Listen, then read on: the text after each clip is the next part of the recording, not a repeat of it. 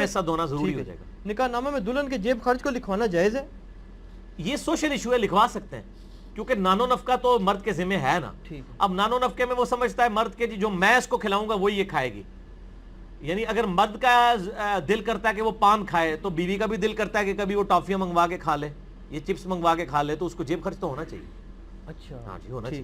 یہ آپ نے یہ کور بھی کر لیا کہ نان نفقہ ہے کیا؟ ہاں, نانو نفقہ میں کھانا پینا, رہائش اور لباس شامل. کھانا پینا میں بھی یہ نہیں ہے کہ خالی 2 روٹیاں ہی دینی ہے, مطلب باقی چیزیں بھی کور نہیں ظاہر ہے جی. ٹھیک ہے. جب وہ نہیں کر رہی, وہ روٹیاں پکا کے وہ عورت دے رہی ہے جس کے ذمہ نہیں ہے کہ وہ پکا کے آپ کو دے, وہ بھی تو روٹین سے ہٹ کے کام کر رہی ہے نا. نہیں, یہ چیز آپ کا موقف ہے کہ اس کے ذمہ نہیں ہے؟ نہیں, اس کے ذمہ نہیں ہے. نانو نفقہ کس کے ذمہ ہے؟ مرد کے.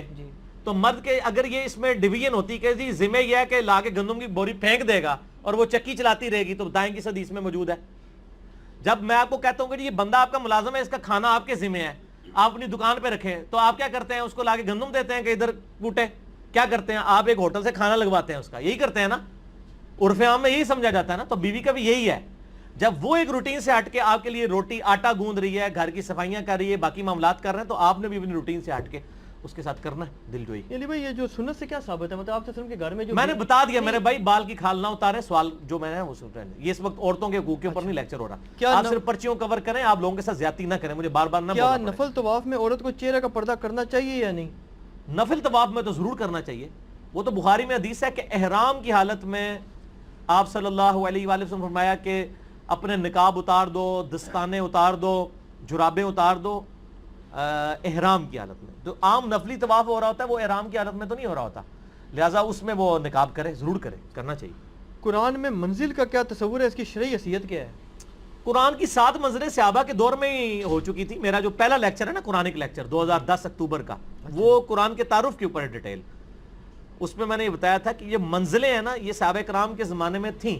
اچھا. اور آپ دیکھیں سورۃ الفاتحہ کو آپ قرآن کا دباچہ مان لیں نا, تو پہلی منزل میں 3 سورتیں ہیں, دوسری میں 5 ہیں, تیسری میں 7 ہیں, چوتھی میں 9 ہیں, اور اس طریقے سے 5ویں میں 11 ہیں, چھٹی میں 13 ہیں, اور 7ویں میں 65 ہیں. وہ بھی 13 کا ملٹیپل ہے, 13 ملٹیپلائڈ بائی 5.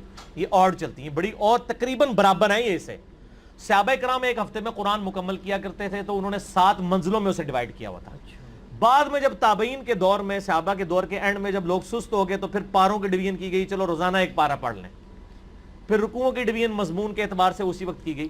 تو منزل یہ ہے. اگر ایک وہ منزل ہے جو تبلیغ جماعت والے بانٹ رہے ہیں, وہ وظیفوں والی, تو وہ تو انہوں نے خود ہی بنائی ہوئی ہے, اس کی کوئی شرعی حیثیت نہیں سوائے جو چیزیں سنت سے ثابت ہیں. کیا یہ سچ ہے کہ سیدنا آدم علیہ السلام کے وقت میں چاند کی 13, 14, 15 کو روزہ رکھا جاتا تھا؟ ایسی تو کوئی بات نہیں ملتی. بہرحال یہ حدیث ہے, بخاری اور مسلم میں حدیث ہے, نبی صلی اللہ علیہ وآلہ وسلم نے فرمایا جو مہینے میں 3 روزے رکھے وہ ایسا ہی ہے جیسا کہ اس نے ہمیشہ کے روزے رکھے. وہ ابو داؤد ترمذی نسائی میں آتا ہے کہ نبی علیہ السلام ایام 20 کے 3 روزے رکھتے تھے, 13, 14 اور 15 چاند کی. اس سے آسان وظیفہ ہم نے مسلم, ابو داؤد, ترمذی, نسائی, ابن ماجہ 5 کتابوں سے بتایا کہ شوال کے 6 روزے رکھ لیں, ہمیشہ کے روزے ہیں. وہاں آپ کو ہر مہینے 3 رکھ کے ہمیشہ کے روزے ہیں, یہاں شوال کے 6 روزے رکھ کے. تو وہ 6 روزے آپ صلی اللہ علیہ وآلہ وسلم سنن نسائی میں, یہاں تک کہ آپ سفر و حضر میں بھی نہیں اس کو چھوڑتے تھے, یہ روزے آپ رکھا کرتے تھے. وہ یہاں میں 20 کے روزے. اگلا سوال آگے جی, سیدہ فاطمہ. اچھا 20 اس لیے کہتے ہیں کہ چاند گول ہوتا ہے اس میں, یہ 20 یا بیضا کا لفظ اردو میں بھی الپٹیکل چیز گول کے لیے بولا جاتا ہے. سیدہ فاطمہ زہرا سلام اللہ علیہ کا جنازہ کس نے پڑھایا تھا؟ ریفرنس کے ساتھ بتائیں. ریفرنس تو بخاری میں اتنا ہی ملتا ہے, جب مولا علی ناراض ہو گئے سیدنا ابوبکر سے 6 مہینے تک, اس دوران آتا ہے کہ حضرت فاطمہ فوت ہوئیں اور انہوں نے حضرت ابوبکر کو نہیں بتایا اور سیدہ فاطمہ کو جنازہ پڑھ کے راتوں رات دفنا دیا. تو اس سے تو یہی لگتا ہے کہ حضرت علی نے خود ہی جنازہ پڑھایا ہوگا یقیناً, غسل بھی خود دیا تو جنازہ بھی خود ہی پڑھایا ہوگا. بعد میں ظاہر رضامندی ہو گئی تھی. اب مسئلہ 55B ہے حدیث کرتاس پہ, وہ ایک ڈیٹیل طلب ٹاپک ہے, میں آج اس کی ڈیٹیل میں نہیں جا سکتا, اتنا ہی رہے. کیا حضرت زینب سلام اللہ علیہ نے بدعا دی تھی کہ شیعہ قیامت تک ماتم کرتے رہیں گے, شیعہ آخر کیوں سینہ کو بھی کر رہے ہیں؟ یہ میں سنیوں سے پوچھتا ہوں کہ شیعہ کیوں سینہ کو بھی کر رہے ہیں. میرے آفس میں وہ 5-6 سنی اکٹھے ہو کے آگے, تو میں نہیں جانتا تھا کہ یہ میرے لیکچرز دیکھتے ہیں. کچھ اہل حدیث تھے, کچھ دیوبندی تھے, کچھ بریلوی تھے. وہ دوسرے آفس سے آئے کہ جی انجینئر صاحب کے ساتھ چائے پی لیں. تو انہوں نے مجھ سے یہی سوال کیا کہ یہ شیعہ کیوں پیٹ رہے ہیں اور کس کو پیٹ رہے ہیں؟ میں تو پیٹ رہے ہیں. اچھا ان سب نے نا ایک کہکا بلند کیا. وہ کہکا اس لیے بلند کیا کہ ان کو بات سمجھ آ گئی کہ میں کیا کہہ رہا ہوں. وہ کہنے لگے انجینئر صاحب ہم آپ کی ویڈیوز دیکھتے ہیں, ہمیں پتہ ہے. میرے بھائی جب آپ صلی اللہ علیہ وآلہ وسلم کی وفات کے بعد حضرت حسن کو زہر دے دیا گیا,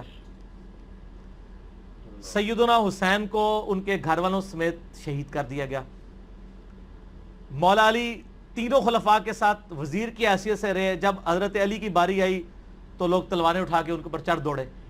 جب آپ اہل بیت کے ساتھ کنٹینیوس یہ معاملہ, اور پھر صلح حسن کے بعد سے لے کے 60 سال تک ممبروں پہ سب و شتم حضرت علی پہ ہوتا رہا, تو سر اس کا ریونج بھی تو سامنے آئے گا نا.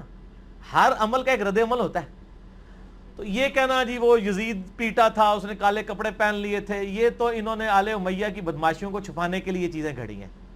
شیعہ جو پیٹ رہے ہیں ہمارے نزدیک تو ماتم کرنا حرام ہے. میرا تو کلپ ہے ماتم کے اوپر, میں نے تقریباً 1 ملین کے قریب لوگ دیکھ چکے ہیں ماتم کے حق میں 3 دلائل اور ان کا جواب. لیکن اس کی ریالٹی کو بھی دیکھیں. جس طرح آج آپ دیکھ رہے ہیں سیاسی لیڈروں کے گھروں کے باہر بھی تو لوگ ماتم کر رہے ہیں, ان کو سیدہ زینب نے بدوا دی ہوئی ہے. وہ پیٹ رہے ہیں کہ ہم پوری زندگی آپ کی پارٹی کے ساتھ اٹیچ رہے ہیں, اب لوٹے آگے آپ نے ٹکٹ لوٹوں کو دے دیا ہے, تو وہ ہم کہیں گے نا ان لیڈروں کو ہی پیٹ رہے ہیں. ٹھیک ہے نا. تو یہ شیعہ بھی جناب تہنوں پیٹ رہے ہیں کہ تسی جناب اہل بیت نے جو کچھ کیتا ہے. ٹھیک ہوگا جی, بس اس کو اسی پہ رہنے دیں. باقی میرا واقعہ کربلا والا ریسرچ پیپر آپ پڑھ. جامع ترمذی میں حدیث کو بعض اوقات حسن صحیح غریب لکھا ہوتا ہے.